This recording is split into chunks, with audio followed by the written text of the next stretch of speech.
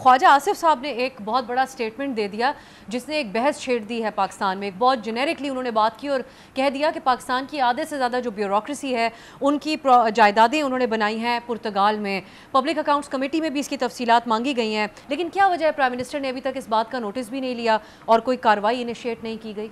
देखिए, बिल्कुल prime minister साहब ने बिल्कुल वो नोटिस लेंगे और ऐसा नहीं है। और ये सिर्फ इस दौर हुकूमत में 2024 से नहीं हो रहा।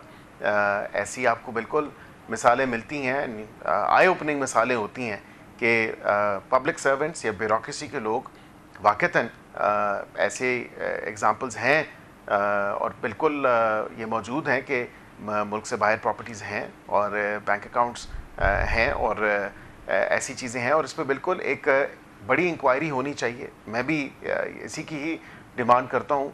और ख्वाजा साहब ने कुछ गलत नहीं कहा, उनको अपने किसी मामले पे गुस्सा नहीं था। उन्होंने एक जेनेरिक बात की है और उन्होंने कहा है कि उनके पास फर्दर इन्फॉर्मेशन भी इस हवाले से मौजूद है।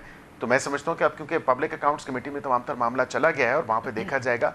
आई एम वेरी सर्टन कि वज़ीर आज़म भी इस पर एक कमेटी तश्कील देंगे या टास्क फोर्स तश्कील देंगे जो इसको तमाम तर मामले को बड़े माइन्यूटली और मेटिकुलसली जो है वो इन्वेस्टिगेट भी करेगी, इसकी इंक्वायरी भी होल्ड करेगी। सब्सक्राइब करें और बेल दबाएं ताकि कोई खबर रह न जाए।